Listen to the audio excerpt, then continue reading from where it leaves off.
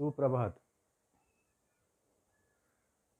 वास्तवावरती बोलू काहीतरी या शृंखलेमध्ये पुन्हा एकदा आपलं स्वागत. सर्व मित्रांना सुप्रभात. कुणकेश्वरची पहाट. कामानिमित्त मी काल इथे आलो होतो. आज इथे हॉटेलमध्ये थांबलो आहे आणि आज काम आटपून इथनं निघणार आहे.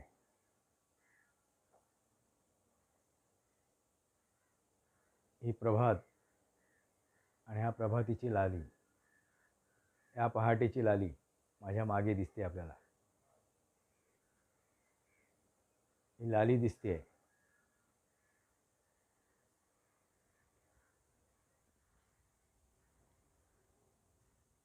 ही पहाटेची लाली, हे मंदिर.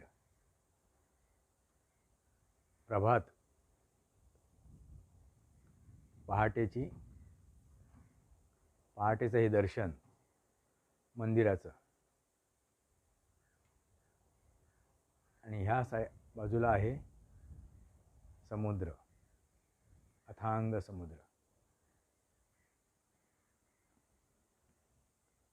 बघायला आली किती छान. परत एकदा सर्वांना सुप्रभात.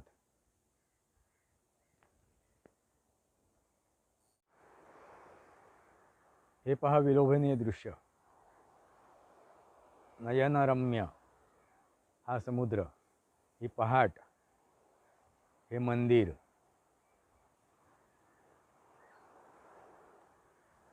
वास्तवावरती बोलू काहीतरी या शृंखलेमध्ये या मंदिराचं पुन्हा दर्शन. आज इथली मी कामं आटपून निघणार आहे.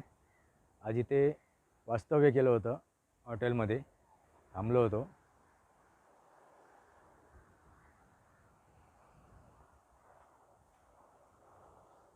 हे पहा, हा समुद्र, अथांग समुद्र पहाटेचा. थोडासा धुरकट दिसतोय तुम्हाला आणि काही वेळानंतर उजाडेल. आणि ही लाली आकाशातली.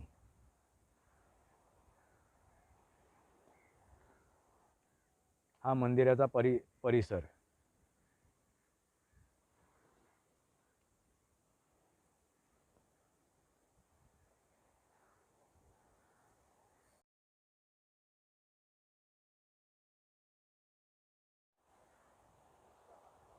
हे मंदिर, त्याच्या बाजूला ही नदी आणि हा समुद्र. नदी, मंदिर आणि समुद्र. समुद्राच्या आणि नदीच्या संगमाजवळ हे मंदिर आहे. छोटीशी नदी आहे.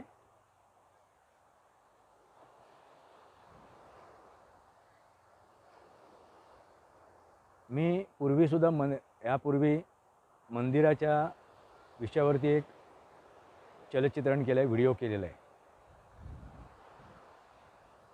मंदिरात का जावं, मंदिराची आवश्यकता काय आहे, तर मानसशास्त्राप्रमाणे तर त्याच्यात मी उल्लेख केलेला आहे. पण एक गोष्ट आता मला जाणवते आहे. बऱ्याच दिवसापासून तो विचार डोक्यात घोळत होता. मंदिर हे चतुर्वर्णामधील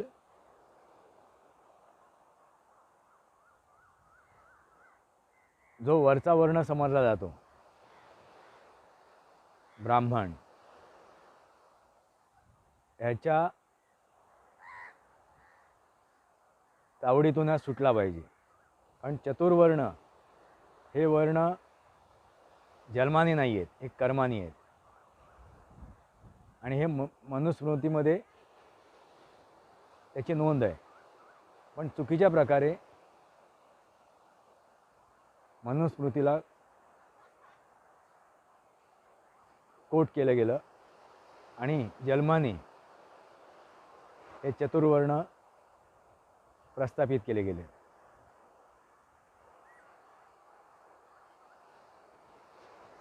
पण ह्या मंदिरांना आता ह्या उच्चभ्रू ब्राह्मण ह्या समाजाच्या तावडीतून सोडवायला हवं. कारण ही त्यांची काय जागीर नाही आहे, तिथे त्यांचं अधिपत्य नाही आहे. जो बौद्धिकदृष्ट्या आहे तो ब्राह्मण, जो ताकदीने आहे तो क्षत्रिय, जो व्यापार करू शकतो तो वैश्य, आणि ज्याच्यात सांगाम्या ओनाम्या म्हणजे सांगितलं तेवढं समजण्याची क्षमता आहे आणि तेवढंच काम करण्याची क्षमता आहे तो शूद्र. मग तो जन्माने नाही तर तो कर्माने सिद्ध होतो. हे लक्षात घ्यायला पाहिजे आणि हे आता कुठेतरी थांबायला पाहिजे. आणि ह्याच एका चुकीच्या गोष्टीमुळे आपला जो हिंदू, आपण हिंदू म्हणतो, आपण सनातनी म्हणतो स्वतःला, तो दुभांगला गेला आहे, त्याच्यात फूट पडली आहे. आणि त्याचा फायदा चुकीचे लोक जे वितुष्ट आणू इच्छितात समाजामध्ये, ज्यांना समाजाशी या निसर्गाशी काही लेणं देणं नाही, त्यांना स्वतःचा मतलब साध्य करायचं आहे, अशी लोक वितुष्ट आणू इच्छितात. आणि अशांना रोखण्यासाठी पहिली अंतर्गत जी आमची व्यवस्था आहे, मनुष्यप्राण्याने जी चुकीची व्यवस्था करून ठेवलेली आहे जन्माने, ही आता बदलायला हवी, ही सुधारायला हवी. जन्माने नव्हे तर कर्माने. हे चतुर्वर्ण आहेत, हे कर्माने आहेत. आपल्या शरीराचा भागसुद्धा चतुर्वर्णाचा आहे. आपलं डोकं म्हणजे ज्ञानेंद्रिय जिथे आहेत, डोळे, कान, नाक, मेंदू आहे, जीभ म्हणजे चव, तोंड आणि मेंदू, ही म्हणजे ब्राह्मण. म्हणजे हे पूर्ण जे डोकं आहे, त्या डोक्यावरती जे इंद्रिय आहेत आणि मेंदू, हा पूर्ण शरीराला कंट्रोल करतो. त्यामुळे हा ब्राह्मण. त्याच्या खाली क्षत्रिय म्हणजे हे दोन हात, छाती आपली फुलते गर्वाने, हात उठतात लढायला किंवा आपला स्वतःचा बचाव करायला. त्याच्या खाली छातीखाली पोट. पोट काय तर आपण व्यापार, पोटासाठी, अन्नासाठी आपल्याला व्यवसाय करायची गरज आहे, आयात निर्यात करायची गरज आहे. म्हणून वैश्य म्हणजे छातीपासून, छाती आणि हात हे क्षत्रिय, आणि ज्याच्या खाली वैश्य, आणि त्या पोटाच्या खाली कंबर, कमरेपासून पायापर्यंत, तळपायापर्यंत हा शूद्र. म्हणजे त्याची पूर्ण शरीराची गरज आहे, लक्षात घ्या. पूर्ण शरीर असणे गरजेचं आहे. जो विकलांग आहे, जो दिव्यांग आहे, त्याला कळते, त्याला याची कमतरता जाणवते की आपलं शरीर अर्धवट आहे आणि त्या अर्धवट शरीरामुळे आपल्याला त्रास होतोय, आपल्याला भरपूर गोष्टी सहन कराव्या लागत आहेत, तडजोड कराव्या लागत आहेत. तसाच समाजात सुद्धा हे चतुर्वर्ण असणे गरजेचे आहेत. म्हणजे पूर्ण शरीर. याचा अर्थ शूद्र म्हणजे तो निकामी किंवा कमी कमजोर आहे, किंवा त्याची काय म्हणतात त्याला,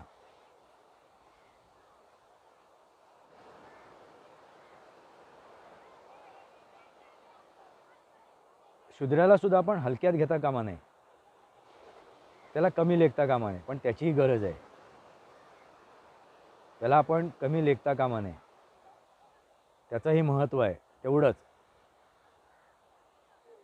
जेवढं त्या ब्राह्मणाचं महत्त्व आहे. म्हणजे जेवढं डोक्याचं महत्त्व आहे तेवढं त्या पायाचंही बाकीच्या शरीराचंही महत्त्व आहे. तसंच प्रत्येक घटकाचं महत्त्व आहे. या समाजामधील प्रत्येक घटकाचं महत्त्व आहे.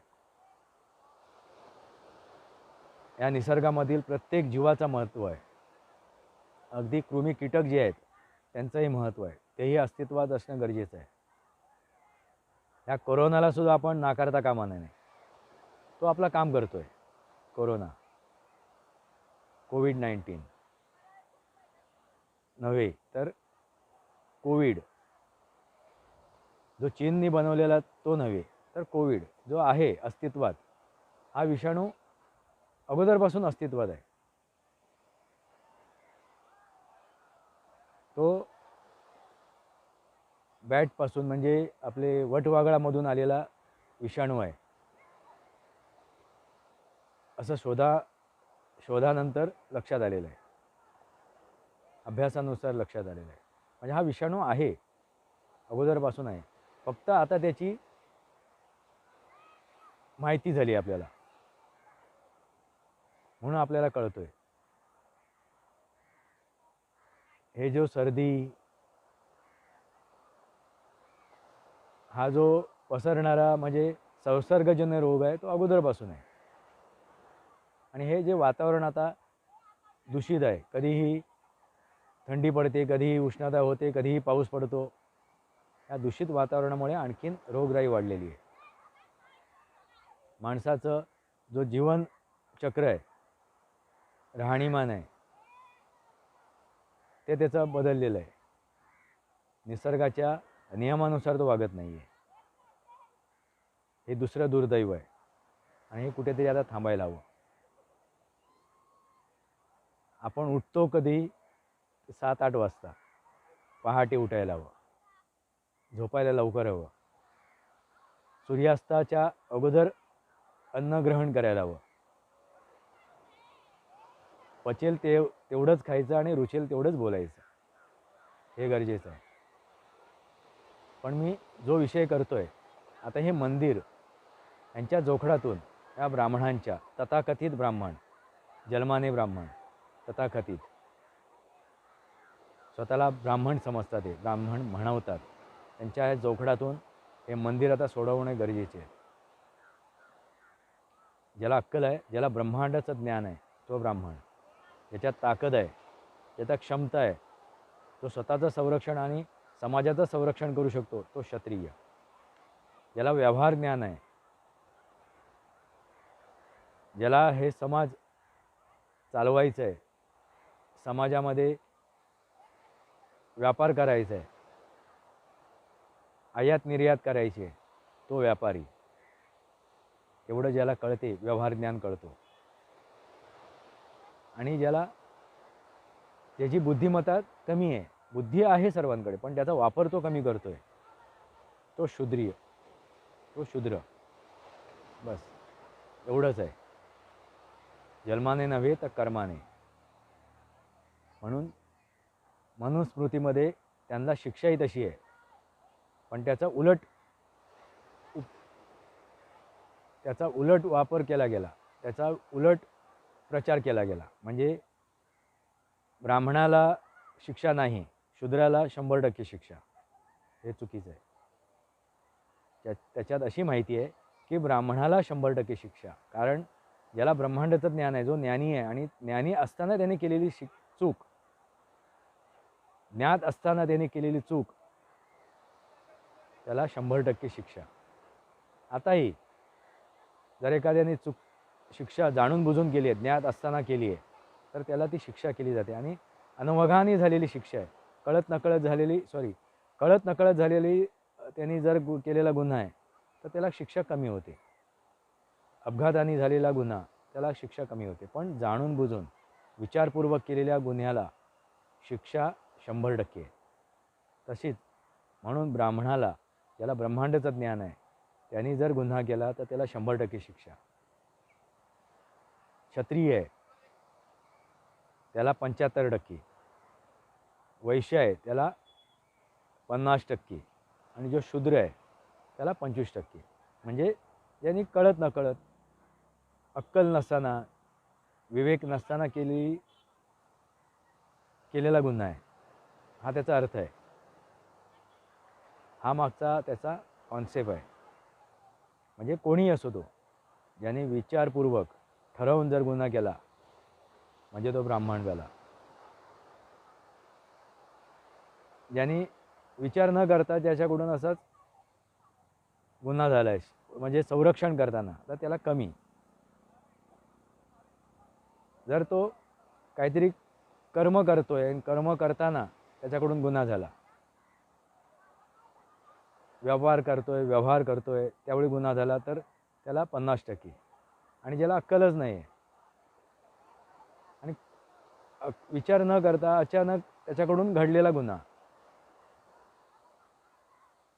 तर त्याला 25%. कळत न कळत झालेला गुन्हा, हा त्याचा अर्थ आहे. आणि हेच मनुस्मृतीमध्ये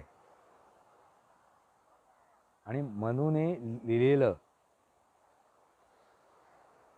तो एक जीवनाचं रहस्य आहे. त्याच्यात कसं जगायचं आहे, कसं राहायचं आहे, कसा समाज बांधला गेला पाहिजे. पण आपण त्याच्याकडे चुकीच्या प्रकारे बघितलं, चुकीच्या प्रकारे त्याचा प्रसार केला, म्हणून ती मनुस्मृती बदनाम झाली. पण पुन्हा एकदा मी लक्षात आणून देतो की मंदिर आता या तथाकथित जन्माने ब्राह्मण आहेत त्यांच्या कचाट्यातून, त्यांच्या तावडीतून आता सुटायला हवं. आणि त्यासाठी या पूर्ण समाजाने उचल घेतली पाहिजे. आणि मी या पूर्ण समाजाला आव्हान करतोय, कारण मंदिर हे शांतीचं ठिकाण आहे, मनस्वास्थ्याचं ठिकाण आहे, मानसिक समाधान घेण्याचं ठिकाण आहे. आणि तिथे अशी चुकीची वैचारिक पातळी नसावी, असे चुकीचे बौद्धिक पातळीची माणसं नसावीत. आणि ह्या चुकीच्या प्रकारे त्याच्यावरती कब्जा नसावा. हे जे 5 तत्व आहेत, अग्नी, वायू, पृथ्वी, जल आणि आकाश, म्हणजेच परमेश्वर. ती जी पंचमहाभूत आहेत, पंचतत्व आहेत, म्हणजेच परमेश्वर. हा निसर्ग, आणि ह्या पंचमहातत्वातूनच हा निसर्ग बनला आहे, म्हणजेच परमेश्वर. हीच शक्ती आहे. तिला आपण नाना रूपं दिली आहेत, नाना नावाने आपण ओळखतो. आणि हे जे मंत्र आपण म्हणतो, त्या मंत्रातून आपली जी शारीरिक मानसिक स्थिती सुधारते. मंत्र, मन आणि तंत्र, मनावरती काबू मिळवण्यासाठी, ताबा मिळवण्यासाठी, संतुलन करण्यासाठी मंत्र म्हणावे. कुठून देव प्रकट नाही होत, तर अहम ब्रह्मास्ती, माझ्यात ब्रह्म आहे, मीच ब्रह्म आहे. आणि तो ब्रह्म जाणणे गरजेचं आहे. हे मी मागच्या चलचित्रांमध्ये बोललोय, सांगितलंय. त्यालाच आध्यात्मिक, स्वतःला ओळखणं. अध्यात्म, आध्य म्हणजे प्रथम, आत्मना म्हणजे स्वतःच्या आत्म्याला ओळखणं, म्हणजे अध्यात्म. बस, तुर्तास एवढंच. ही पहाट आपली आपण अनुभवली असेल. हा समुद्र अथांग समुद्र, आणि हा अथांग समुद्रप्रमाणे आपण असावा, आपलं मन असावं. आणि हे मंदिर, ह्या पहाटेची जी गोडी आहे, आनंद आहे, आणि तो कुठेच नाही आहे. कारण नवजात बालक ज्यावेळी रांगायला लागतो, तशीच ही पहाट आहे. आणि हळूहळू ज्यावेळी तो मध्यान्हाला येतो, म्हणजे एक तारुण्य येते, आणि मध्यान्हानंतर हळूहळू तो अस्ताला जातो, म्हणजे वार्धक्य. हे लक्षात घ्यायला पाहिजे. आणि हे तारुण्य जगायला हवं. म्हणून पहाटे उठायला हवं. पहाटेचा आस्वाद घ्या. ब्रह्ममुहूर्त म्हणतात त्याला. आणि ब्रह्ममुहूर्तामध्ये जे आपण करतो त्यातून आपल्याला जी शक्ती, जी ऊर्जा प्राप्त होते, ती ऊर्जा आपल्याला पूर्ण दिवसभर मिळते. तुर्तास एवढंच. पुन्हा एकदा आपल्याला सर्वांना सुप्रभात.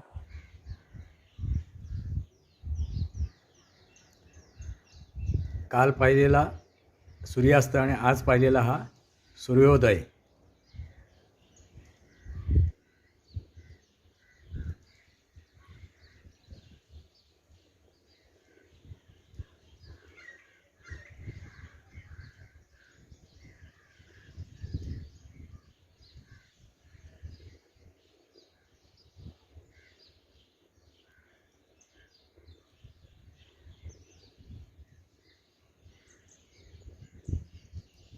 एकाच ठिकाणावरून दोन्ही गोष्टी मी तुमच्यासाठी आणल्या. सूर्योदय आणि सूर्यास्त. हा सूर्योदय.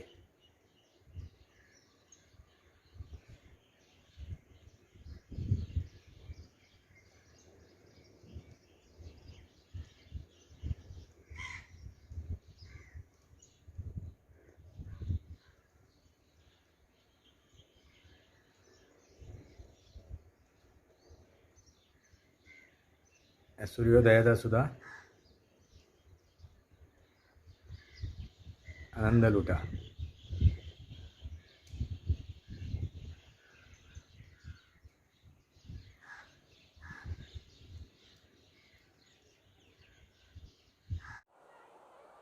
ह्या चलचित्रणाला शेअर करा. माझे विचार आपल्याला आवडत असतील, समजत असतील तर लाईक करा आणि ह्या तुमच्या मित्राला सपोर्ट करा. हे माझे विचार आणखीन काही लोकांपर्यंत पोचावेत अशी माझी इच्छा आहे. आणि ह्याच्यात जर काय कमतरता असेल, उणिवा असतील तर आपल्या वक्तव्यातून, आपल्या कमेंट्समधून, आपल्या विचारांमधून त्या कमेंट बॉक्समध्ये उतराव्या अशी एक इच्छा आहे. आणि ह्या माझ्या चॅनलला सबस्क्राईब करा. तुर्तास एवढंच. वंदे मातरम. भारत माता की जय.